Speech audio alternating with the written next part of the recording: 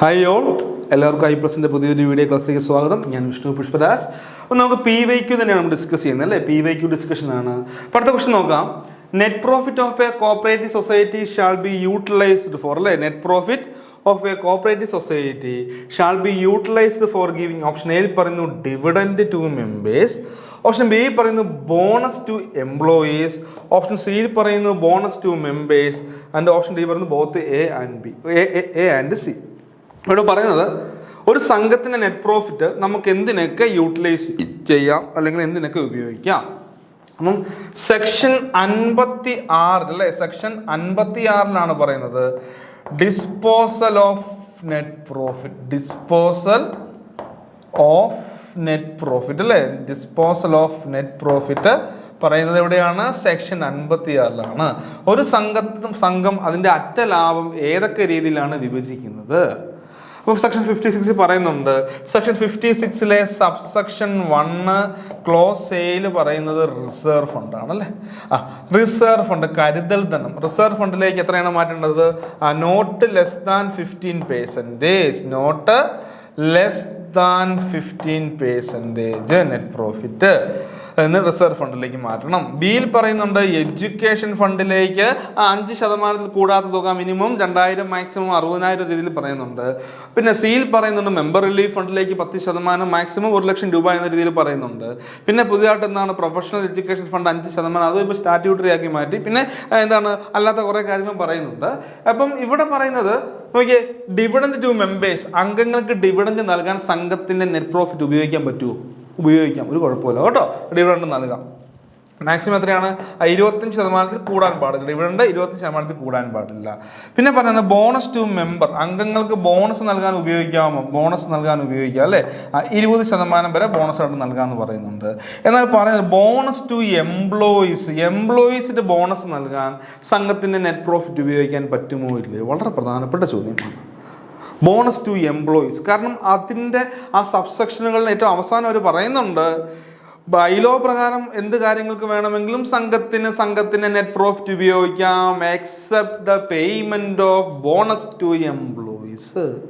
അപ്പൊ എന്താണ്? സംഘത്തിന്റെ അറ്റ ലാഭം ഒരു രീതിയിലും അവിടെ ബോണസ് നൽകാൻ ഉപയോഗിക്കാൻ പാടില്ല. ആർക്ക്?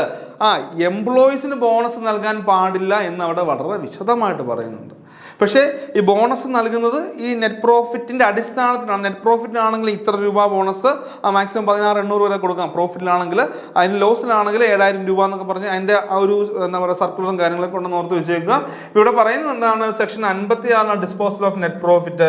ബോണസ് ടു എംപ്ലോയീസിന് ഒരു കാരണവശാലും എന്താണ് ജീവനക്കാർക്ക് ബോണസ് നൽകാൻ സംഘത്തിന്റെ നെറ്റ് പ്രോഫിറ്റ് ഉപയോഗിക്കാൻ പാടില്ല കേട്ടോ. ഒരു രീതിയിലും ജീവനക്കാർക്ക് എന്താണ് ബോണസ് നൽകാൻ ഉപയോഗിക്കാൻ പാടില്ല. സോ ഇവിടെ ആൻസർ വരുന്നത് ബോത്ത് എ ആൻഡ് സി ആണല്ലേ? ശരിയല്ലേ? എന്താണ് ഡിവിഡൻഡ് ടു മെമ്പേഴ്സ്, മെമ്പേഴ്സിന് ഡിവിഡൻഡ് കൊടുക്കാം. ബോണസ് ടു മെമ്പേഴ്സ്, എന്താണ് മെമ്പേഴ്സിന് ബോണസും കൊടുക്കാം. എന്നാൽ ഒരു കാരണവശാലും എംപ്ലോയീസിന് ബോണസ് കൊടുക്കാൻ പാടില്ല എന്ന് ഓർത്ത് കൊടുക്കാം. ഇനി അടുത്ത് പറയാണ്, it shall be the statutory duty of dash to get the accounts of cooperative society audited at least once in a year. വർഷത്തിൽ ഒരിക്കലെങ്കിലും സംഘത്തില് എന്താണ് സംഘത്തില് എന്ത് നടത്തണം? ഓഡിറ്റ് നടത്തിയിരിക്കണം, അല്ലെ സംഘത്തിന്റെ ബുക്സ് ഒക്കെ ഓഡിറ്റ് നടത്തിയിരിക്കണം എന്നുള്ളത് ആരുടെ ചുമതലയാണെന്ന് പറയുന്നുണ്ട്. ആരുടെ ചുമതലയാണ്? ഓപ്ഷൻ എയിൽ പറയുന്നു ജനറൽ ബോഡി, ഓപ്ഷൻ ബിയിൽ പറയുന്നു മാനേജിംഗ് കമ്മിറ്റി, ഓപ്ഷൻ സിയിൽ പറയുന്നു പ്രസിഡന്റ്, ഓപ്ഷൻ ഡിയിൽ പറയുന്നു DCA. It shall be the statutory duty of the ആരുടെയാണ്? മാനേജിംഗ് കമ്മിറ്റിയുടെയാണ് കേട്ടോ. It shall be the statutory duty of the managing committee. സംഘത്തിൽ ഓഡിറ്റ് നടത്തിയിരിക്കണം എന്നുള്ളത് സംഘത്തിന്റെ മാനേജിംഗ് കമ്മിറ്റിയുടെ ചുമതലയാണ്. ആരുടെ ചുമതലയാണ്? സംഘത്തിന്റെ മാനേജിംഗ് കമ്മിറ്റിയുടെ ചുമതലയാണ്. It shall be the statutory duty of the managing committee to get the accounts of cooperative society audited at least once in a year. വർഷത്തിൽ ഒരിക്കലെങ്കിലും സംഘത്തിൽ ഓഡിറ്റ് നടത്തിയിരിക്കണം എന്നുള്ളത് സംഘത്തിന്റെ മാനേജിംഗ് കമ്മിറ്റിയുടെ ചുമതലയാണെന്ന് എടുത്തു പറയുന്നുണ്ട് കേട്ടോ. നിയമത്തിൽ എടുത്തു പറയുന്നുണ്ടെന്ന് ഓർത്തു നോക്കാം. അടുത്ത ക്വസ്റ്റ്യൻ ആണ് ഫിനാൻഷ്യൽ അക്കൗണ്ട് കേട്ടോ. Financial accounts of Kerala state cooperative bank. Financial accounts of Kerala state cooperative bank shall be audited by. Financial account of Kerala state cooperative bank audited by ആര് ചെയ്യണം? ഓപ്ഷൻ എയിൽ പറയുന്നു ഡിപ്പാർട്ട്മെന്റൽ ഓഡിറ്റേഴ്സ്, ഓപ്ഷൻ ബിയിൽ പറയുന്നു managing committee, option A പറയുന്നു എന്താണ് option എയിൽ പറയുന്നു, ഒരു സെക്കൻഡ്, ഓപ്ഷൻ എയിൽ പറയുന്നു ഡിപ്പാർട്ട്മെന്റൽ ഓഡിറ്റേഴ്സ്, ഓപ്ഷൻ ബിയിൽ പറയുന്ന ഓഡിറ്റേഴ്സ് ഓഫ് RBI, അതുപോലെ തന്നെ എന്താണ് ഓപ്ഷൻ സി പറയുന്നത് ചാർട്ടേഡ് അക്കൗണ്ടൻസ്, ഓപ്ഷൻ ഡിയിൽ പറയുന്നു റിട്ടയേർഡ് ഓഡിറ്റേഴ്സ് അല്ലേ, ഓപ്ഷൻ ഡിയിൽ പറയുന്നു റിട്ടയേർഡ് ഓഡിറ്റേഴ്സ്. അതിൽ പറയുന്നത് നോക്കിയേ, departmental auditors, auditors of RBI, chartered accountant, retired auditors. ഏത് ആൻസർ വരിക? Financial account of Kerala state cooperative bank shall be audited by chartered account അല്ലേ. അപ്പൊ എന്താണ്, കേരള സ്റ്റേറ്റ് കോപ്പറേറ്റീവ് ബാങ്ക് ഒരു അപ്പെക്സ് ബാങ്ക് ആണ്. കേരള സ്റ്റേറ്റ് കോപ്പറേറ്റീവ് ബാങ്ക് ഒരു അപ്പെക്സ് ബാങ്ക് ആണെന്ന് ഓർത്ത് വെച്ചേക്കുക. കേരള സ്റ്റേറ്റ് കോപ്പറേറ്റീവ് ബാങ്ക് ഒരു അപ്പെക്സ് ബാങ്ക് ആണ്. സോ അതുകൊണ്ട് തന്നെ എന്താണ്, അതിന്റെ ഫിനാൻഷ്യൽ അക്കൗണ്ട് ആരെ ഓഡിറ്റ് ചെയ്യണം? ചാർട്ടേഡ് അക്കൗണ്ട്സ് അല്ലേ. ഓഡിറ്റിംഗ് ഫേംസ് ആണ് ഓഡിറ്റ് ചെയ്യുക അല്ലേ, ഓഡിറ്റിംഗ് ഫേംസ് ആണ് ഓഡിറ്റ് ചെയ്യുക എന്ന് ഓർത്ത് വെച്ചേക്കുക. ക്ലിയർ അല്ലേ? Financial accounts of Kerala state cooperative bank shall be audited by chartered accountant അല്ലെങ്കിൽ ഓഡിറ്റിംഗ് ഫേംസ്. ഇപ്പോൾ പുതിയ ചട്ടം പ്രകാരം അല്ലേ, പുതിയ അമെൻമെന്റ് പ്രകാരം പറയുന്നുണ്ട്. എന്താണ് പുതിയ അമെൻമെന്റ് പറയുന്നത്? നോക്കിയേ, the financial account of all apex societies and urban cooperative bank shall be audited by ആരാണ്? ഓഡിറ്റിംഗ് ഫേംസ് ആണ്. ബാക്കി കാര്യങ്ങളല്ലേ, other account administrative matters and other related account shall be audited by departmental auditors എന്ന് പറയുന്നുണ്ട്. So ഇവിടെ answer വരുന്നത് chartered accountant ആണ്. Okay, അടുത്ത ക്വസ്റ്റ്യൻ പറയാണ്, as per section 28AA of KCS Act, in the committee of urban cooperative bank there shall be reserved not less than dash seat in the committee of such banks for members who possess experience in banking or professional qualification. Section 28 കമ്മിറ്റിയെ കുറിച്ച് പറയുന്നതാണ്. അവിടെ പറയാണ് section 28AA പ്രകാരം അല്ലെ, എന്താണ് ആ section 28AA പ്രകാരം committee of urban cooperative bank there shall be, this അല്ല there ആണ് കേട്ടോ, there shall be reserved not less than that seat in the committee of such bank. പറയാണ് എത്ര സീറ്റ് അല്ലേ, ഇവിടെ ഒരു റിസർവേഷൻ പറയുകയാണല്ലേ, റിസർവേഷൻ പറയുകയാണ്. അതായത് അർബൻ കോപ്പറേറ്റീവ് ബാങ്ക് അല്ലേ, അർബൻ കോപ്പറേറ്റീവ് ബാങ്കിന്റെ എന്താ പറയുക, മാനേജിങ് കമ്മിറ്റിയിൽ അവിടെ ഒരു റിസർവേഷൻ വരുന്നുണ്ട് അല്ലേ, experience in banking or professional qualification, experience in banking or professional qualification ഉള്ള ആൾക്കാർക്ക് വേണ്ടി എന്താണ് ആ സീറ്റ് അവിടെ റിസർവ് ചെയ്യിക്കണം. എത്ര സീറ്റ് റിസർവ് ചെയ്യണം പറയുന്നുണ്ട്? നോട്ട് ലെസ് ദാൻ എത്രയാണ്? 2 സീറ്റ് കേട്ടോ. Not less than 2 seat shall be, not less than 2 seat shall be reserved for എന്താ പറയുക, members who possess experience in banking or professional qualification എന്ന് ഓർത്ത് വെച്ച്. ക്ലിയർ ആയെന്ന് ഞാൻ വിചാരിക്കുന്നു. ഓക്കെ, ക്ലിയർ അല്ലേ? അടുത്ത ക്വസ്റ്റ്യൻ ആണ്, on dispute referred to cooperative arbitration court അല്ലേ, on dispute referred to cooperative arbitration court, on dispute referred to cooperative arbitration court, it shall pass an award within. നമുക്കറിയാം section 69 പ്രകാരം നമ്മൾ ഡിസ്പ്യൂട്ടിനെ കുറിച്ച് പറയുന്നുണ്ട് അല്ലേ, ഡിസ്പ്യൂട്ട് തർക്കങ്ങളാണ്. നമുക്ക് ഡിസ്പ്യൂട്ടിനെ പൊതുവെ രണ്ടായിട്ട് തരംതിരിക്കാം. എങ്ങനെയൊക്കെയാണ്? മോണിറ്ററി ഡിസ്പ്യൂട്ടും നോൺ മോണിറ്ററി ഡിസ്പ്യൂട്ടും. ഇതൊക്കെയാണ് മോണിറ്ററി ഡിസ്പ്യൂട്ടും നോൺ മോണിറ്ററി ഡിസ്പ്യൂട്ടുമായിട്ട് രണ്ടായിട്ട് നമുക്ക് തരംതിരിക്കാം. Monetary and non monetary, monetary and non monetary രണ്ടായിട്ട് തരംതിരിക്കാം. അപ്പൊ ഈ തർക്കങ്ങളാണ് കേട്ടോ, തർക്കങ്ങളെ കുറിച്ചാണ് ഡിസ്പ്യൂട്ടിൽ പറയുക. അപ്പൊ പറയുകയാണ്, ഇപ്പൊ ഈ മോണിറ്ററി തർക്കമാണെങ്കിൽ അല്ലെ, പണപരമായിട്ടുള്ള തർക്കമാണെങ്കിൽ നമ്മൾ അത് രജിസ്ട്രാറിന്റെ മുൻപിലേക്കാണ് ഈ കേസ് പോവുക. ആരുടെ മുൻപിലാണ്? രജിസ്ട്രാർ കേട്ടോ, ഓർത്ത് നോക്കുക. ആ രജിസ്ട്രാർ മുൻപിലേക്കാണ് പണപരമായ തർക്കങ്ങൾ പോവുക. നോൺ മോണിറ്ററി ആണെങ്കിൽ അത് cooperative arbitration court, cooperative arbitration കോടതിയുടെ മുൻപാകെയാണ് നോൺ മോണിറ്ററി പോവുക. മോണിറ്ററി ആണെങ്കിൽ രജിസ്ട്രാറിന് മുൻപാകെ, നോൺ മോണിറ്ററി ആണെങ്കിൽ കോപ്പറേറ്റീവ് ആർബിട്രേഷൻ കോടതിയുടെ മുൻപാകെ കേസ് പോകും. എന്നിട്ട് പറയാണ്, ഇങ്ങനെ ഒരു കേസ് അല്ലെ, ഇങ്ങനെ ഒരു കേസ് കോപ്പറേറ്റീവ് ആർബിട്രേഷൻ കോടതിയുടെ മുൻപാകെ വന്നു കഴിഞ്ഞാൽ, ഇപ്പൊ കോപ്പറേറ്റീവ് ആർബിട്രേഷൻ കോടതിയുടെ മുൻപാകെ നോൺ മോണിറ്ററി ധനപരമല്ലാത്ത തർക്കങ്ങളാണ് വരിക. ഒരു കേസ് വന്നാൽ എത്ര നാളുകൾക്കാവുമായിട്ട് ഈ കോപ്പറേറ്റീവ് ആർബിട്രേഷൻ കോടതി അതിന്മേൽ വിധി പ്രഖ്യാപിക്കണം. സെക്ഷൻ എവിടെയാണ് പറയുക? Award on dispute. കാരണം 69 പ്രകാരം നമ്മളുടെ കേസ് കൊണ്ടിരുന്നു, അതിൽ വിധി പറഞ്ഞ സെക്ഷൻ 70 കേട്ടോ. അവാർഡ് ഓൺ ഡിസ്പ്യൂട്ട് എന്താണ്? അവാർഡ് ഓൺ ഡിസ്പ്യൂട്ട് സെക്ഷൻ 70 പ്രകാരമാണ് അവിടെ അതിൽ വിധി പ്രഖ്യാപിക്കുന്നത്. അപ്പം അങ്ങനെ ഒരു കേസ് വന്നാൽ എത്ര നാളുകൾക്കാവുമായിട്ട് അതിന്മേൽ വിധി പ്രഖ്യാപിക്കുന്നത്? Shall pass an award within. എത്ര നാളുകൾക്കാവുമായിട്ട്? ഓപ്ഷൻ എയിൽ പറയുന്നു 1 ഇയർ, ഓപ്ഷൻ ബി പറയുന്നു 2 വർഷം, ഓപ്ഷൻ സി പറയുന്നു 3 വർഷം, ഓപ്ഷൻ ഡി പറയുന്നു നോ ടൈം ലിമിറ്റ്. എത്രയാണ് ഇവിടെ ആൻസർ വരിക? 1 ഇയർ ആണ് അല്ലേ. ഇപ്പം 2 പേരുടെ മുൻപാകെയാണ്. ഇപ്പോൾ കോപ്പറേറ്റീവ് ആർബിട്രേഷൻ കോടതിന് മുൻപാകെ ആയിക്കോട്ടെ, അല്ലെങ്കിൽ എന്താ പറയുക, നമ്മുടെ രജിസ്ട്രാറിന് മുൻപാകെ ആയിക്കോട്ടെ, ഒരു കേസ് കൊണ്ടുവന്നു കഴിഞ്ഞാൽ ആ കേസിന്മേൽ 1 വർഷത്തിനകമായിട്ട് അവിടെ വിധി പ്രഖ്യാപിക്കണം എന്ന് ഓർത്ത് വെക്കണം. പിന്നെ നമ്മളിവിടെ ഓർത്ത് വെക്കണം മറ്റൊരു കാര്യമാണ് ഇലക്ഷൻ ഡിസ്പ്യൂട്ട് ആണെങ്കിൽ കേട്ടോ. എന്താണ് ഇലക്ഷൻ ഡിസ്പ്യൂട്ട്? ഇലക്ഷൻ ഡിസ്പ്യൂട്ട് ആണെങ്കിൽ എത്ര ദിവസത്തിനകമായിട്ട് ആ കേസ് ഫയൽ ചെയ്യണമെന്ന് പറയുന്നുണ്ട്? Within 1 month. ഇപ്പോൾ ഇലക്ഷൻ ഡിസ്പ്യൂട്ട് അത് നോൺ മോണിറ്ററി ആണ് അല്ലേ. ഇലക്ഷൻ ഡിസ്പ്യൂട്ട് നോൺ മോണിറ്ററി ആണ്. നോൺ മോണിറ്ററി ഡിസ്പ്യൂട്ട് ആയതുകൊണ്ട് തന്നെ ഇലക്ഷൻ ഡിസ്പ്യൂട്ട് നമ്മൾ ആരുടെ കൈവശമാണ് നൽകുക? ആരുടെ മുൻപായാണ് കേസ് ഫയൽ ചെയ്യുക? കോപ്പറേറ്റീവ് ആർബിട്രേഷൻ കോടതിയിൽ. കോപ്പറേറ്റീവ് ആർബിട്രേഷൻ കോടതിയിൽ മുൻപായാണ് കേസ് ഫയൽ ചെയ്യുക. അത് 1 മന്ത്, വിതിൻ 1 മന്ത് ആണ് കേട്ടോ. 1 മന്ത്, 1 മാസത്തിനകമായിട്ട് വേണം. 1 മാസത്തിനകമായിട്ട് വേണം ഇലക്ഷൻ ഡിസ്പ്യൂട്ട് ഫയൽ ചെയ്യാൻ കേട്ടോ. ബാക്കിയുള്ള മോണിറ്ററി ആണെങ്കിൽ 3 വർഷം എന്ന് ഓർത്ത് വെക്കുക. അടുത്തൊരു ക്വസ്റ്റ്യൻ പറയുക, dash shall not be a reason അല്ലേ. എന്താണ് പറയുക? Dash shall not be a reason for liquidation. താഴെ പറയുന്നതിൽ ലിക്വിഡേഷന്റെ കാരണമല്ലാത്തത്. താഴെ പറയുന്നതിൽ ലിക്വിഡേഷന്റെ കാരണമല്ലത്. ഓപ്ഷൻ എ പറഞ്ഞ number of members fall below the prescribed limit. നമുക്കറിയാം minimum 25 members from different family വേണം ഒരു സംഘം രൂപീകരിക്കാൻ. അപ്പം ഈ 25 എന്നുള്ളതിന്റെ താഴെ പോവാണ്. 25 എന്നുള്ളത് 23ഓ 22ഓ അപ്പോട്ടെ 25 തൊട്ട് താഴെ പോയി കഴിഞ്ഞാൽ 24ഓ ആയിക്കഴിഞ്ഞാൽ പിന്നെ എന്ത് ചെയ്യാൻ പറ്റില്ല, അവർക്ക് ബിസിനസ് ചെയ്യാൻ പറ്റുമോ? ഈ സാഹചര്യത്തിൽ എന്ത് ചെയ്യും? ഇത് ലിക്വിഡേറ്റ് ചെയ്യും അല്ലേ. ഇപ്പൊ ഇത് ലിക്വിഡേറ്റ് ചെയ്യാനുള്ള കാരണമാണ് അല്ലേ. എന്താണ്? നമ്പർ ഓഫ് എണ്ണം താഴെ പോയി കഴിഞ്ഞാൽ ലിക്വിഡേറ്റ് ചെയ്യും. പിന്നെ പറയാണ് has not commenced working within 6 months of registration. ഇപ്പൊ രജിസ്ട്രേഷൻ കഴിഞ്ഞ് 6 മാസത്തിനകം അല്ലെ, രജിസ്ട്രേഷൻ കഴിഞ്ഞ് 6 മാസത്തിനകമായിട്ട് സംഘം പ്രവർത്തനം ആരംഭിക്കണം. അങ്ങനെ പ്രവർത്തനം ആരംഭിക്കുന്നില്ല എന്നുണ്ടെങ്കിൽ ലിക്വിഡേഷൻ വരും അല്ലെ. ദാറ്റ് മീൻസ് ഇത് രണ്ടും ലിക്വിഡേഷന്റെ കാരണമല്ലേ. ഓപ്ഷൻ എ കാരണമാണ്, ഓപ്ഷൻ ബി കാരണമാണ്.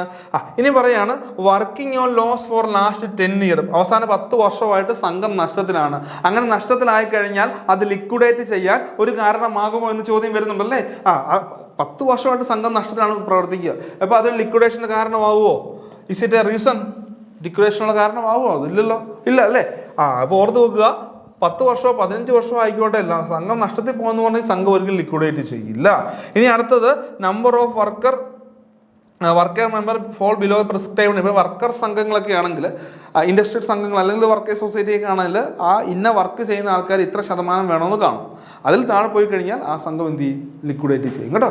ഇവിടെ ആൻസറായിട്ട് വരുന്നതാണ് ഓപ്ഷൻ സി ആണെന്ന് ഓർത്ത് വെക്കുക കേട്ടോ. സംഘം നഷ്ടത്തിൽ വർക്ക് ചെയ്തു, 5 വർഷമായിക്കോട്ടെ 10 വർഷമായിക്കോട്ടെ 15 വർഷമായിക്കോട്ടെ, സംഘം നഷ്ടത്തിൽ വർക്ക് ചെയ്തു എന്നതുകൊണ്ട് ഒരു കാരണവശാലും അത് ലിക്വിഡേറ്റ് ചെയ്ത് പോവില്ലെന്ന് ഓർത്ത് വെക്കുക കേട്ടോ. ലിക്വിഡേറ്റ് ചെയ്ത് പോവില്ല എന്ന് ഓർത്ത് വെച്ച് വെക്കുക. ഞാൻ പറയാണ് dash shall fix the pay and allowance of employees of cooperative society. സംഘത്തിലെ പേയും അലവൻസും, ശമ്പളവും മറ്റ് ആനുകൂല്യങ്ങളും, ജീവനക്കാരുടെ ശമ്പളവും മറ്റ് ആനുകൂല്യങ്ങളും ആരാണ് ഫിക്സ് ചെയ്യുക? ഓപ്ഷൻ എയിൽ പറയുന്നു മാനേജിംഗ് കമ്മിറ്റി, ഓപ്ഷൻ ബിയിൽ പറയുന്നു ജനറൽ ബോഡി, ഓപ്ഷൻ സിയിൽ പറയുന്നു രജിസ്ട്രാർ ആൻഡ് ഓപ്ഷൻ ഡിയിൽ പറയുന്നു ഗവൺമെന്റ്. ഏതാണ് ആൻസർ വരിക? നമ്മൾ പഠിച്ചിട്ടുണ്ട് ആരാണ്? ഗവൺമെന്റ് ആണല്ലേ. ഗവൺമെന്റ് നിശ്ചയിക്കുന്ന രീതിയിൽ വേണം എന്ത് ചെയ്യാൻ അവിടെ ശമ്പളം നൽകാനെന്ന് ഓർത്ത് വെച്ചേക്കുക. ഓക്കെ, ഗവൺമെന്റ് ആണ് ശമ്പളവും മറ്റ് ആനുകൂല്യങ്ങളും ഒക്കെ ഫിക്സ് ചെയ്യുന്ന ഓർത്ത് വെക്കുക. ഇനി അടുത്ത ക്വസ്റ്റ്യൻ ആണ് പറയുന്നത് കേട്ടോ. അടുത്ത ക്വസ്റ്റ്യൻ ആണ്. അതാണ് ക്വസ്റ്റ്യൻ പറയുന്നത്, in the managing committee of Kerala state cooperative union, നമ്മുടെ സംസ്ഥാന സഹകരണ യൂണിയനിൽ there are dash member representing apex society. അപ്പം അപ്പെക്സ് സൊസൈറ്റിയെ റെപ്രസെന്റ് ചെയ്യുന്ന എത്ര പേരുണ്ടെന്നാണ് ചോദ്യം. എത്ര പേരുണ്ട്? 3 പേരാണല്ലേ. 3 പേര് ടോട്ടൽ അപ്പെക്സ് അംഗങ്ങൾ ഓർത്താൽ മതി. ഓക്കെ, ടോട്ടലായിട്ട് അപ്പെക്സ് സംഘങ്ങളെ എന്ത് ചെയ്യുകയാണ്? റെപ്രസെന്റ് ചെയ്തിട്ടുണ്ട്. അപ്പെക്സ് സംഘങ്ങളെ റെപ്രസെന്റ് ചെയ്ത് ക്വസ്റ്റ്യൻ മനസ്സിലാക്കണം. അപ്പെക്സ് സംഘങ്ങളെ റെപ്രസെന്റ് ചെയ്തിട്ടുണ്ട്. അവിടെ എല്ലാം ഉൾപ്പെടും, എല്ലാ അപ്പെക്സ് സംഘങ്ങളും ഉൾപ്പെടും. ഇപ്പൊ അപ്പെക്സ് സംഘങ്ങളെ ഉൾപ്പെടുത്തിക്കൊണ്ടാണ് 3 പേര് വേണം അല്ലെ. അപ്പെക്സ് സംഘങ്ങൾക്ക് 3 പേര് നൽകണം എന്ന് ഓർത്ത് വെച്ച്. ഇത് താഴെ പറയുകയാണ് ആസ് പെർ റൂൾ 31, റൂള് 31 പ്രകാരം അല്ലെ. റൂള് 31 പ്രകാരം ഇവിടെ 29, 30, 31 ആ റൂളുകൾ പ്രധാനപ്പെട്ടാണ്. അതിൽ 29, 31 വളരെ പ്രധാനപ്പെട്ടാണ്. As per rule 31 cases, as per rule 31 of cases rules that shall not be a permanent register. അപ്പൊ ഇവിടെ നമുക്ക് റൂൾ 29 പറയുന്നത് എന്താണ്? റൂള് 29 പറയുന്നുണ്ട്. എന്താണ് റൂൾ 29 പറയുന്നത്? ബുക്സുകൾ അല്ലേ, ഏതൊക്കെ ബുക്കുകൾ മെയിൻറ്റെയിൻ ചെയ്യണം എന്നുള്ള കാര്യങ്ങളാണ് റൂൾ 29 പറയുന്നത്. റൂൾ 30 എന്താണ് പറയുക? രജിസ്ട്രാർ ഡയറക്ഷൻ കൊടുക്കണം, എല്ലാ ബുക്സുകളും അപ് ടു ഡേറ്റ് ആയിട്ട് സൂക്ഷിക്കണമെന്നുള്ള ഡയറക്ഷനാണ്. റൂള് 31 പറയുന്നത് എന്താണ്? ഓരോ ബുക്കും എത്ര വർഷം, എത്ര നാളത്തേക്ക് ഡ്യൂറേഷൻ, എത്ര വർഷത്തേക്കാണ് ഓരോ ബുക്കുകളും സൂക്ഷിക്കേണ്ടത്. അപ്പോൾ ഇവിടെ പറയുന്നത് എന്താണ്? റൂൾ 31 പ്രകാരം ഈ താഴെ പറയുന്നതിൽ സ്ഥിരമല്ലാതെ പെർമനന്റ് ആയിട്ട്, ചില കാര്യങ്ങൾ പെർമനന്റ് ആണ്, ചില 1 വർഷം 2 വർഷം 5 വർഷം 10 വർഷം എന്നൊക്കെ പറയുന്നുണ്ട്. ഇത് താഴെ പറഞ്ഞാൽ പെർമനന്റ് ആയിട്ട് സൂക്ഷിക്കേണ്ടതല്ലാത്ത എന്താണ്? സംഘത്തിന്റെ ഡേ ബുക്ക് എന്താണ്? ഡേ ബുക്ക് പെർമനന്റ് ആണ് കേട്ടോ. ഡേ ബുക്ക് പെർമനന്റ് ആണ്, ഒരു സംശയം വേണ്ട. ജനറൽ ലെഡ്ജർ പെർമനന്റ് ആണ്, GL പെർമനന്റ് ആണ്. ലോൺ ലെഡ്ജർ പെർമനന്റ് ആണ്. പിന്നെ ആൻസർ ചിട്ടി ലെഡ്ജർ ഒരിക്കലും പെർമനന്റ് അല്ല കേട്ടോ.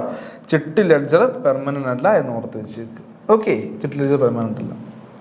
ഞാൻ പറയാണ്, in the process of election any complaint regarding issue of ID card will be entertained. അതായത് ഇലക്ഷന്റെ സമയത്ത് അല്ലെ, ഇലക്ഷൻ പ്രക്രിയയിൽ if any complaint regarding issue of ID card, അപ്പോൾ ID കാർഡ് ഉണ്ടെങ്കിൽ മാത്രമേ നമുക്ക് അവിടെ വോട്ട് ചെയ്യാൻ പറ്റുള്ളൂ അല്ലേ. ID കാർഡ് ഉണ്ടെങ്കിൽ മാത്രമേ വോട്ട് ചെയ്യാൻ പറ്റുള്ളൂ. അപ്പോൾ ഇവിടെ പറയാണ്, in the process of election any complaint regarding issue of ID card. അപ്പോൾ ID കാർഡ് ഇഷ്യൂവായി ബന്ധപ്പെട്ട് എന്തെങ്കിലും കംപ്ലൈന്റുകൾ ഉണ്ടെങ്കിൽ in the process of election any complaint regarding issue of ID card, അത് ആരിലേക്ക് പോകും? ഓപ്ഷൻ എ പറയുന്നു റിട്ടേണിംഗ് ഓഫീസർ, ബി പറയുന്നു managing committee, C പറയുന്നു registrar, D പറയുന്നു ഇലക്ട്രൽ ഓഫീസർ. ആരിലേക്കാണ് അത് പോവുക? ഇലക്ട്രൽ ഓഫീസറിലേക്കായിരിക്കും അതുമായി ബന്ധപ്പെട്ട പരാതികൾ പോകുന്നത് അല്ലേ. ഇലക്ട്രൽ ഓഫീസറിലേക്കായിരിക്കും അതുമായി ബന്ധപ്പെട്ട പരാതികൾ പോകുന്നതെന്ന് ഓർത്ത് വെച്ചിരുന്നു. അടുത്ത ക്വസ്റ്റ്യൻ ആണ് ഡിക്ലറേഷൻ ഓഫ് ക്രിയേറ്റിംഗ് ഗഹാൻ. ഗഹാൻ ക്രിയേറ്റ് ചെയ്യുന്നതുമായി ബന്ധപ്പെട്ട declaration of creating gahan in form number. ഏത് ഫോമിലാണ് ഗഹാൻ ക്രിയേറ്റ് ചെയ്യുന്നത് അല്ലേ? ഗഹാൻ, ഈ പേര് കേൾക്കുമ്പോൾ എന്തോ വലിയൊരു സംഭവമാണ് നമ്മൾ ഓർക്കും അല്ലേ. ഈ ഒരു പേര് കേൾക്കുമ്പോൾ ഗഹാൻ എന്ന് പറയുന്നത് എന്തോ വലിയൊരു സംഭവമാണ് എന്നുള്ള ഒരു ചിന്താഗതി ആയിരിക്കും നമുക്ക് അല്ലേ. ഇപ്പോൾ ഓർത്ത് വെക്കേണ്ട കാര്യങ്ങൾ സെക്ഷൻ 30, അത് പഠിക്കാൻ എളുപ്പം. സെക്ഷൻ 36A റൂള് 51A, അടുത്ത ഫോം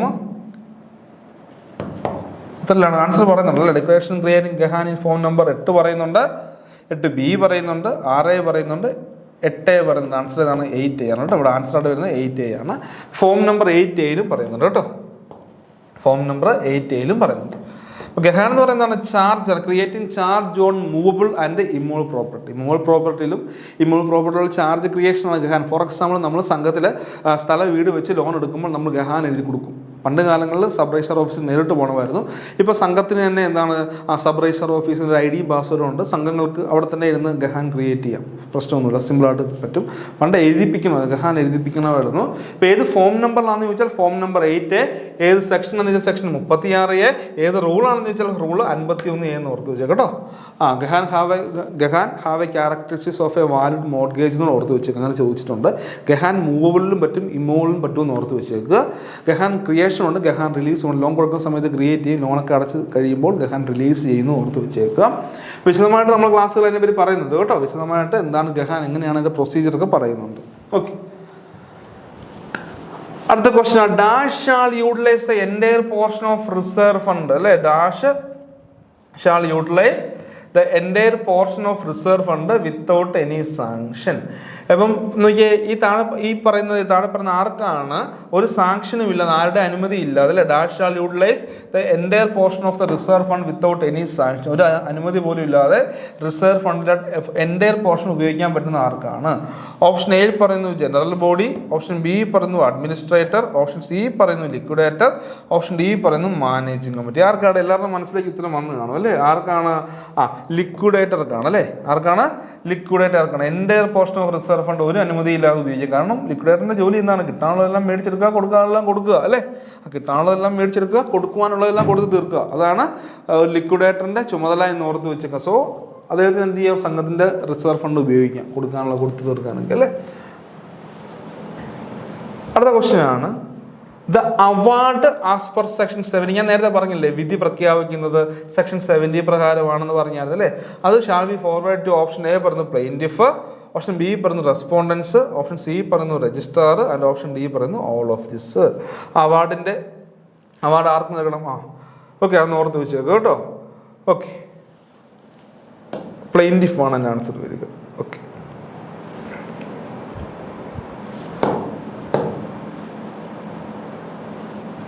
അടുത്ത ക്വസ്റ്റിലേക്ക് പോവാം. The dash shall decide which property of the defaulter is to be proceeded first എന്ന് പറയുന്നുണ്ട് കേട്ടോ. Dash shall decide which property of the defaulter is proceeded first. Option A പറയുന്നു degree holder, option B പറയുന്നു sale officer, option സിയിൽ പറയുന്നു registrar and option ഡിയിൽ പറയുന്നു ഡീഫോൾട്ടർ എന്ന് പറയുന്നുണ്ട് അല്ലേ. അപ്പം ആരാണ് തീരുമാനിക്കുന്നത് അല്ലേ ഡിഫോൾട്ടറിന്റെ ആദ്യത്തെ ഏതാണ് നമ്മൾ പ്രൊസീഡ് ചെയ്യുന്നത്? Dash shall decide which property of the defaulter അല്ലേ. Dash shall decide which property of the defaulter is to be proceeded first എന്ന് പറയുന്നുണ്ട്. ഏതാൻസർ ഡിഗ്രി ഹോൾഡർക്കാണ്. ആർക്കാണ്? ഡിഗ്രി ഹോൾഡർക്കാണെന്ന് ഓർത്ത് വെച്ചേക്കുക. ഡിഗ്രി ഹോൾഡർ ആണെന്ന് അത് ഓർത്ത് വെച്ചു. Other question: if any society cannot adopt staff pattern as per rule 188 due to financial position, dash may work in honorary capacity. നല്ലൊരു ചോദ്യമാണ്. കാരണം എന്താണ്, സംഘത്തിന് ഒരു സാമ്പത്തിക നില കാരണം അല്ലെ, നല്ല രീതിയിൽ സാമ്പത്തികമില്ല, അല്ലെങ്കിൽ നല്ലൊരു ഫണ്ട് ഇല്ല, അല്ലെങ്കിൽ ഫിനാൻഷ്യൽ പൊസിഷൻ അത്ര പക്ക അല്ല എന്നുണ്ടെങ്കിൽ പറയുകയാണ് അല്ലെ. If any society can adopt staff pattern as per rule 188 due to financial position, dash may work in honorary capacity. ഇപ്പം സംഘത്തിന് അവിടെ സാമ്പത്തികം ഇല്ല, ഒരുപാട് ജീവനക്കാരെ സ്റ്റാഫ് പാറ്റേണൊക്കെ അഡോപ്റ്റ് ചെയ്ത് നമുക്കറിയാം നല്ല സാലറി കൊടുക്കേണ്ടി വരും. അതിനൊരു സാമ്പത്തിക സ്ഥിതി സംഘത്തിനില്ല എന്നുണ്ടെങ്കിൽ താഴെ പറഞ്ഞതിൽ ആർക്കാണ് അവിടെ ഹോണററി കപ്പാസിറ്റി, ശമ്പളത്തിനല്ല ചെറിയൊരു തുകയ്ക്ക് ഒരു ഹോണററി കപ്പാസിറ്റിയിൽ താഴെ പറയുന്ന ആർക്ക് വർക്ക് ചെയ്യുക? ഓപ്ഷൻ എയിൽ പറയുന്നു പ്രസിഡന്റ്, ഓക്കെ, ഓപ്ഷൻ എയിൽ പറയുന്നു പ്രസിഡന്റ്, ഓപ്ഷൻ ബിയിൽ പറയുന്നു സെക്രട്ടറി, ഓപ്ഷൻ സി പറയുന്നു managing committee members and option D പറയുന്നു any officer from department. Okay, ഏത് ആൻസർ വരിക? മാനേജിംഗ് കമ്മിറ്റി മെമ്പേഴ്സ് ആയിരിക്കും ആൻസർ വരിക അല്ലേ. മാനേജിംഗ് കമ്മിറ്റി മെമ്പേഴ്സ് ആണ് അതിൻ്റെ ആൻസർ വരിക എന്ന് ഓർത്ത് വെച്ചേക്കട്ടോ. മാനേജിംഗ് കമ്മിറ്റി മെമ്പറാണ് അതിൻ്റെ ആൻസർ വരിക. ഇവരെന്താണ് ഹോണററി ശമ്പളത്തിനല്ല കേട്ടോ. കാരണം മാനേജിംഗ് കമ്മിറ്റി മെമ്പേഴ്സ് ശമ്പളത്തിനല്ല, ചെറിയൊരു ഹോണറേറിയം മേടിക്കും. ഹോണറേറിയം മേടിച്ച് ചെറിയൊരു ഹോണറേറിയത്തിനായിരിക്കും അവരുടെ വർക്ക് ചെയ്യുക എന്ന് ഓർത്ത് വെച്ചേക്കുക. ഓക്കെ, അതൊന്ന് മനസ്സിലാക്കണം കേട്ടോ. വളരെ പ്രോപ്പറായിട്ട് മനസ്സിലാക്കേണ്ട പാർട്ടാണ് ഈ കാര്യം. നാളെ നമ്മളൊരു പ്രാക്ടിക്കൽ പോയിന്റ് ഓഫ് വ്യൂവിലും മനസ്സിലാക്കേണ്ട ഒരു ക്വസ്റ്റ്യൻ ആണിത്. കാരണം ബാങ്കിന് അത് ശമ്പളം കൊടുക്കാനുള്ള സാമ്പത്തിക സ്ഥിതി ഇല്ലെങ്കിൽ അവരുടെ മാനേജിംഗ് കമ്മിറ്റിക്കാരോട് പറയാം ഹോണററി രീതിയിൽ വർക്ക് ചെയ്യാൻ പറയാമെന്ന് ഓർത്ത് വെച്ചേക്കുക. ഓക്കെ, നമ്മുടെ ഒരു 15 ക്വസ്റ്റ്യൻ വളരെ പ്രധാനപ്പെട്ട 15 PYQ നമ്മൾ ഡിസ്കസ് ചെയ്തു. ഇനി ഞാൻ പറയുന്ന പോലെ എന്താണ്, നമ്മൾ CSCB ജൂനിയർ ടെക് എക്സാം അല്ലേ, ജൂനിയർ ക്ലർക്കിൻ്റെ CSCB എക്സാം നമുക്ക് എന്ത് ചെയ്യും, ടീം I+ നിങ്ങളുടെ ഒപ്പം ഉണ്ട്. എല്ലാ രീതിയിലുള്ള സപ്പോർട്ട് നമ്മുടെ എല്ലാ ക്ലാസ്സുകളും, നമ്മുടെ ഏറ്റവും വലിയ പ്രത്യേകത എന്ന് പറഞ്ഞാൽ എല്ലാ ക്ലാസ്സുകളും നമ്മുടെ ആപ്പിൽ അപ്ലോഡഡ് ആണ്. അതിനോടൊപ്പം തന്നെ നിങ്ങൾക്ക് ലൈവ് ക്ലാസ്സുകൾ, ക്വസ്റ്റ്യൻ ഡിസ്കഷനുകൾ, ഡൗട്ട് ക്ലിയറിംഗ് സെഷൻസുകൾ, പേഴ്സണൽ മെൻറ്ററിൻ്റെ സഹായം, മോഡൽ എക്സാംസ് തുടങ്ങിയ ഒരുപാട് ഫീച്ചേഴ്സാണ് നമ്മൾ വളരെ ചെറിയൊരു തുകയ്ക്കിലാണ് കേട്ടോ, വളരെ തുച്ഛമായൊരു ഫീസിലാണ് നിങ്ങൾക്ക് ഈ ഒരു ഓഫർ കിട്ടുന്നത്. അപ്പോൾ എല്ലാവരും എന്ത് ചെയ്യുക, ടീം I+നോടൊപ്പം ജോയിൻ ചെയ്യുക, നന്നായിട്ട് പഠിക്കുക, ജോലിയിൽ പ്രവേശിക്കുക. Okay, thank you.